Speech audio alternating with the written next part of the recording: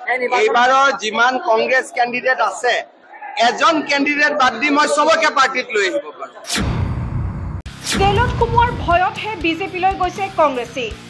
নীতি আদৰ্শ নোহোৱা নেতাৰে ভৰি পৰিছে বিজেপি। কাৰোবাক ভাবুকি, কাৰোবাক প্ৰলোভন। লাহে লাহে আৱৰ্জনামুক্ত হৈছে কংগ্ৰেছ। বিজেপিয়ে জেলত ভৰাম বুলি কোৱা তুলিৰাম এতিয়া মুখ্যমন্ত্ৰীৰ হেলিকপ্টাৰৰ সংগী। অসমত নাথাকিব নেকি কংগ্ৰেছ দল? ইজনৰ পিছত সিজনকৈ নেতাই কংগ্ৰেছ এৰি বিজেপিত যোগদান কৰাত উৎফুল্লিত হৈ পৰিছে শাসকীয় দল বিজেপি, যাৰ বাবে লোকসভা নিৰ্বাচনতে কংগ্ৰেছ দল নিশেষ হৈ যাব বুলি বিজেপিয়ে দাবী কৰিছে।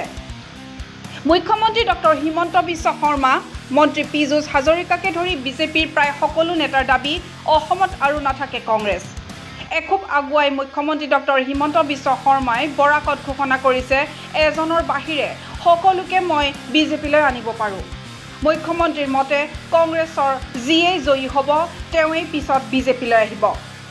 এইবাৰৰ যিমান কংগ্ৰেছ কেণ্ডিডেট আছে এজন কেণ্ডিডেট বাদ দি মই সবকে পাৰ্টিত লৈ আহিব পাৰোঁ।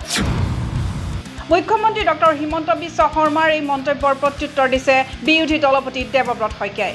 লোকসভা নিৰ্বাচনৰ সময়তে কংগ্ৰেছ দল আৱৰ্জনামুক্ত হ'ব বুলি সদৰি কৰিছে বিৰোধী দলপতি দেৱব্ৰত শইকীয়াই। নেতা আমাৰ দল এৰি এই সময়ত গুচি গৈছে।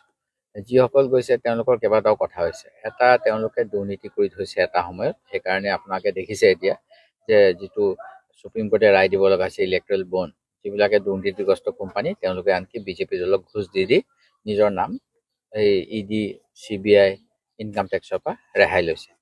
উল্লেখ্য যে বিগত কিছুদিন ধৰি ইজনৰ পিছত সিজনকৈ কংগ্ৰেছ নেতাই দল ত্যাগ কৰি আহিছে। কংগ্ৰেছ ত্যাগ কৰা এইসকল নেতাক আঠে পেঠে আদৰি লৈছে গেৰুৱা দলটোৱে। বিজেপি দলৰ এনে কাৰ্যক সমালোচনা কৰি বিৰোধী দলপতি দেৱব্ৰত শইকীয়াই কয় যে কংগ্ৰেছ দল লাহে লাহে আৱৰ্জনামুক্ত হ'বলৈ ধৰিছে।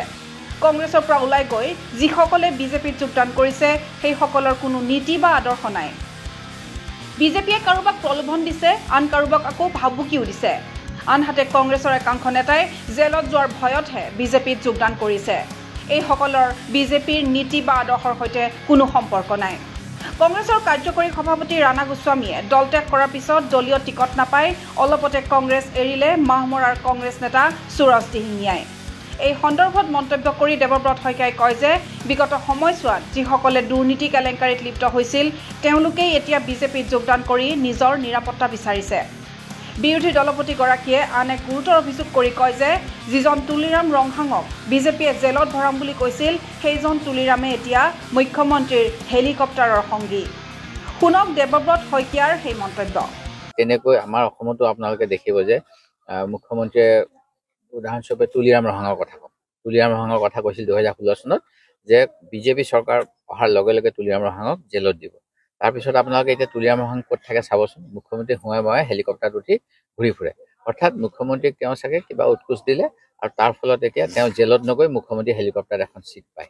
ঠিক তেনেকৈ এতিয়া আমাৰ যিসকল গৈছে বহু সংখ্যকৰ বিৰুদ্ধে বিভিন্ন অভিযোগ আছে যোৱা সময়ছোৱাত।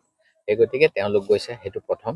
আৰু দ্বিতীয়, কিছুমানৰ এটা প্ৰলোভন দিছে যে অলপ সোনকালে গুচি আহক, আমি কিবা এটা পোষ্ট দিম, কিবা এটা কৰিম। উদাহৰণস্বৰূপে ৰাণা গোস্বামী ডাঙৰীয়া আমাৰ দলৰ ৱৰ্কিং প্ৰেচিডেণ্ট আছিলে, তেখেতে এতিয়া আকৌ বিজেপিত গৈ ভাইচ প্ৰেচিডেণ্ট হৈছে। সেই গতিকে তেনেকুৱা ধৰণৰ কিছুমান কথালৈ গৈছে, নীতি আদৰ্শৰ কাৰণে যোৱা নাই। এই আমাৰ মাহমৰাৰ পৰা সুৰজ দিহিঙীয়া গ'ল, কিন্তু মাহমৰা সমষ্টি মই সদায় যেতিয়াই মই মাহমৰা সমষ্টিত দলীয় সংগঠন কৰিবলৈ আহোঁ, সুৰজ দিহিঙীয়াক হয়তো ইমান ধুনীয়া মিটিং হৈছে, কিয় হৈছে? তেওঁ কয় যে আমাৰ ইয়াত কংগ্ৰেছ কৰ্মীবিলাকৰ বিৰাট মনোবল বেছি আৰু তেওঁলোকেই গোটেই মিটিংখন কৰে, মই খালি আহি উপস্থিত হ'ব লাগে। আজি সেই কথাটো চাবলৈ মই আহিছিলোঁ, সঁচা নে মিছা? এতিয়া দেখিছোঁ কথাটো সঁচা। সুৰজ দিহিঙীয়া অকলে গুচি গৈছে আৰু গোটেই কংগ্ৰেছ কৰ্মীখিনি এতিয়া কংগ্ৰেছ কৰিবলৈ একদম বলিয়াৰ নিচিনা ঘূৰি ফুৰিছে। আৰু তেওঁ এতিয়া উপায় নাপায়, তেওঁ এতিয়া ৰাতি ৰাতি বোলে ফোন কৰি ঘূৰি ফুৰিছে, গাড়ী লৈ ঘূৰি ফুৰিছে।